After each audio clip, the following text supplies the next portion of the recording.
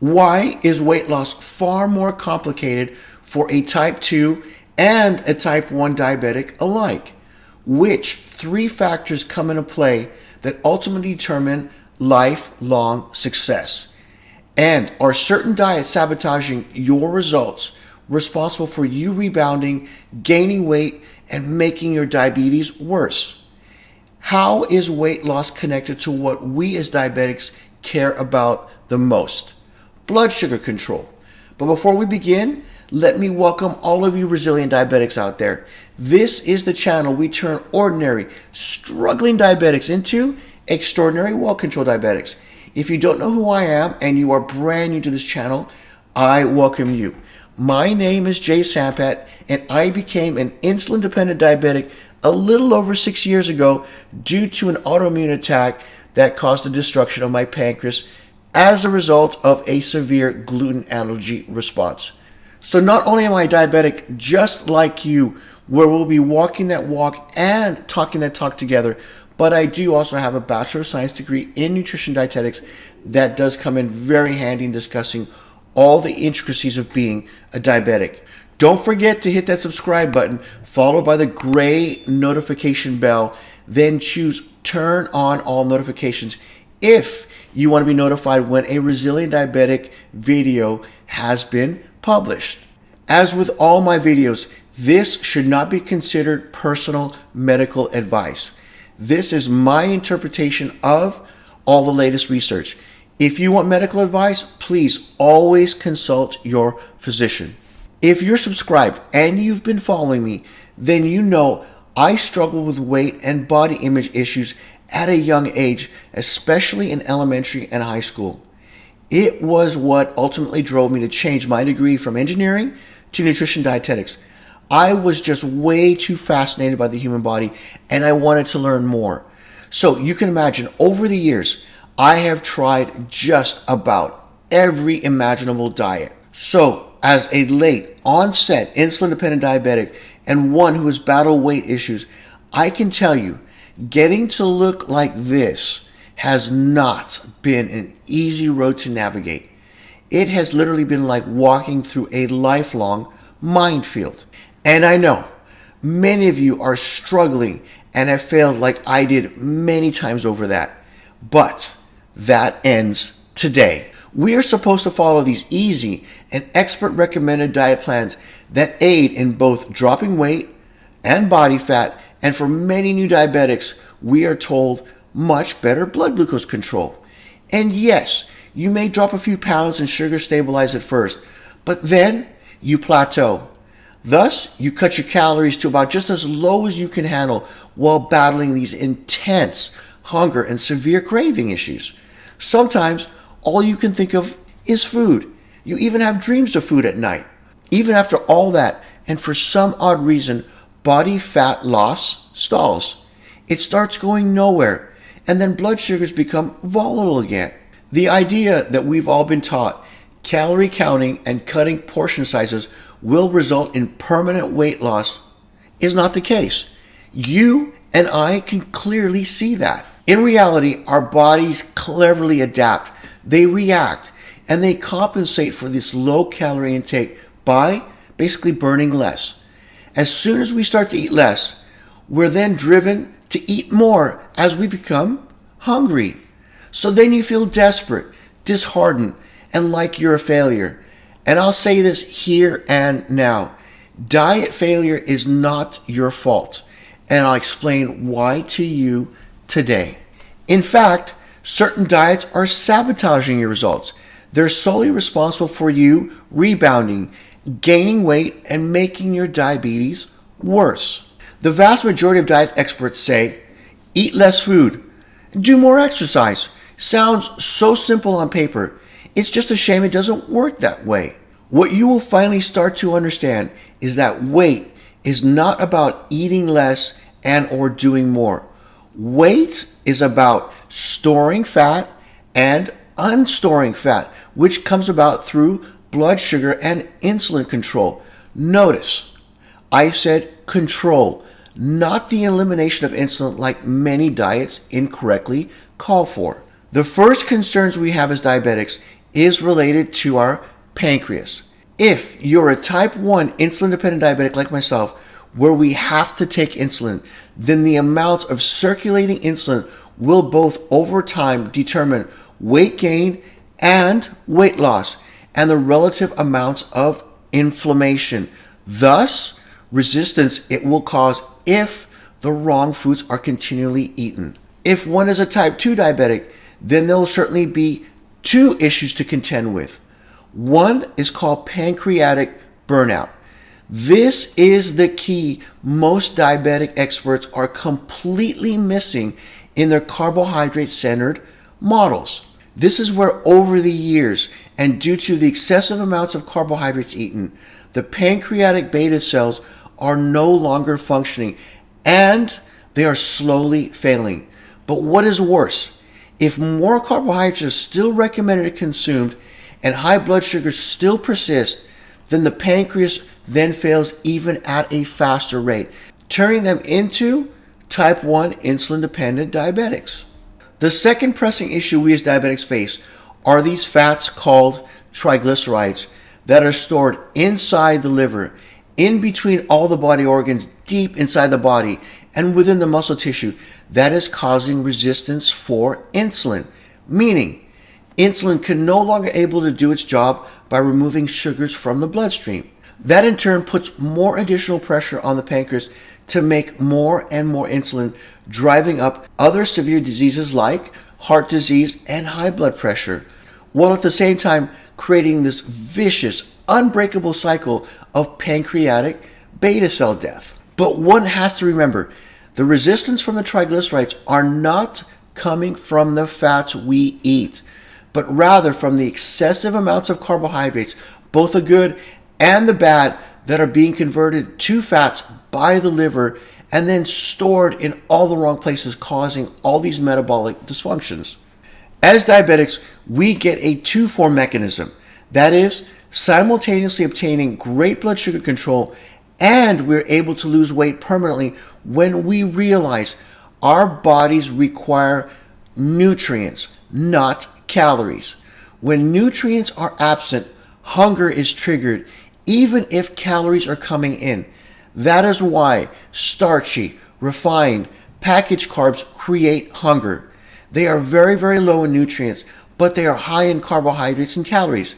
That is why you're hungry 2 hours later, because yes, the body's getting calories, energy, but it is so low in the usable amounts of vitamins, minerals, and antioxidants that it begins craving even more. And if you think adding in a nutritional supplement is the answer, then you're in for another one of man's greatest scams.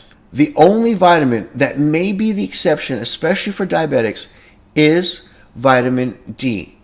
On your next visit to your doctor's office, ask them to add the blood test to your next labs to confirm. Many of you may actually thank me for this. The first thing you have to do is to stop attempting to lose weight and prioritize your health instead. Shift to seeing food as a friend and appreciate it for its nutrients it gives rather than the weight loss it could facilitate. You have to recognize that food is there to nourish the body, not to reward it. So what nourishes the body? Is it the fats, the carbohydrates, or the protein? The first rule every diabetic should know is that the body cannot use carbohydrates for body maintenance roles, such as building bone density, fighting infections, or repairing muscles and cells. Those activities require fats and protein.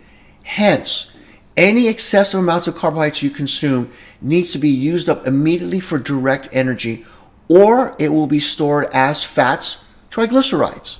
Carbohydrates are not considered essential for survival. Protein and fats are considered essential because the body cannot make those valuable nutrients that only they can provide. We have been conditioned to think about this general principle that says energy in, energy out, or calories in, calories out. I was taught in order to lose 1 pound of fat, you need to create a deficit of 3,500 calories. I'm sure you've heard that too. I have discussed this very simple model in previous videos, but now that we've discussed insulin in detail, we can now note the law of thermodynamics does come into play, but it is highly limiting, as you will find out why. Think of it this way. If a deficit of 3,500 calories could cause 1 pound of fat loss were true in its entirety, then dropping 1,000 calories per day will have you losing 104 pounds over a year. What if you weighed 150 pounds and you dropped 1,000 calories a day? Would you weigh then, 15 pounds in a few years? The human body is not like a machine or an engine. So the other vital thing to know about the law of thermodynamics is that it says nothing about weight. The laws are about energy. They are about the movement of heat. I'll say this again. They're not about weight. What is observed in the human body involving a reduced energy diet and or weight loss medications is that weight plateaus at approximately 6 months. That is the point where many of you give up. Each time you give up, the body then regains all the weight you lost, plus an additional 10% after each crash diet. This makes your diabetes worse. The body is capable of adjustments. Not only can the body adjust, it always does. To lose weight, we need to stop storing fat and start unstoring fat. To stop storing fat, we need to control insulin. Insulin, as I've said, is the master control switch. But today, I'm going to introduce you to another just as important hormone called glucagon. Where insulin is the master storage hormone as it builds structure, it also simultaneously turns off fat utilization. Glucagon is the hormone that breaks down structure to its simplest forms and enables fats to be used as energy. To start unstoring fat, we need to enable glucagon. We cannot just switch it on, but we can create an environment where glucagon is able to do its work. So let's talk about the 3 most important ways to control and limit insulin.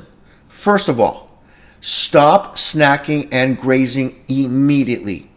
Constantly eating will keep insulin chronically high and very active. Thus, it will keep you in the fat storing mode. Number 2, you must manage your carb intake. Every time you eat anything with carbohydrates, you will activate insulin. Whether it be 2 slices of whole grain bread, a bowl of oatmeal, or a can of soda, it all raises insulin the same. Even that cup of coffee or tea in the middle of the afternoon with milk and sugar in it will stop the body from burning fat. Third, you have to use the right fuels for the body. You want nutrient-dense foods, especially nutrient-dense, low-calorie carbohydrate sources. And what are those? Above ground cruciferous vegetables for one. Starchy-based carbohydrate foods like breads, pasta, rice, couscous, potatoes, breakfast cereals, oats, and other grains like rye and barley will make weight loss and blood sugar control very difficult, if not impossible, for the long term. Everyone seems to be hyper-focused on the extremes, especially on the 2 macronutrients. Either the diet severely limits carbs and protein and the focus is on fats, or in today's world, our beloved institutions and healthcare experts will limit fats and to an extent protein while still pushing the very thing that releases insulin, carbohydrates. And that is on top of not factoring in the pancreas, which has already been burnt out. Here's what you need to know and to understand. Once insulin has been minimized and controlled, it then becomes possible for glucagon to start working to break down body fat, which is weight loss actually.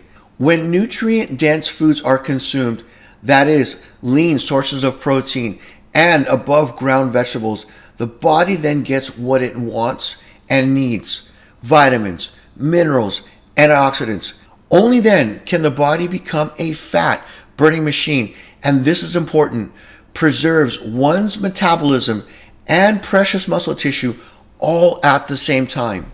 Lean proteins like fish, chicken, turkey, beef, along with nutrient-dense carbs will provide enough glucose to more than satisfy the body. We want to burn fats, not carbohydrates, for our main source of energy. Even elite athletes have approximately 1,500 calories of fuel stored as carbohydrates in their muscle and liver, and around 50,000 calories of fuel stored as body fat ready to go. So our esteemed experts say, eat less, but they also say, I want you to exercise more. So where does exercise fit in all this, you may ask? Depending on the exercise, the duration, the intensity, the first fuel source to be needed will be any glucose stored. Once it is running low, the body will then turn to fats. The lower the carb intake, the sooner the body will need to look for fats to break down to fuel the activity. Here is the first problem for diabetics in particular. Pancreatic burnout changes the model. Exercise is a stressor, so insulin is actually required to move glucose from the blood into the muscles.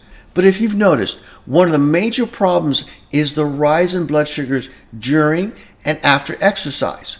So diabetic sugars get elevated and it does not fall like in non-diabetics. Second, and the biggest hurdle for diabetics, exercise creates hunger, especially if the wrong foods are eaten. If one is already eating a high carbohydrate ratio diet, you're already going to have hunger pangs. That is why you've been advised to snack. But now you know what snacking does. If you then add an exercise, your appetite will go through the roof. So not only will you be battling high blood sugars, but because of the exercise, you will now become even hungrier. So no, this is not your fault.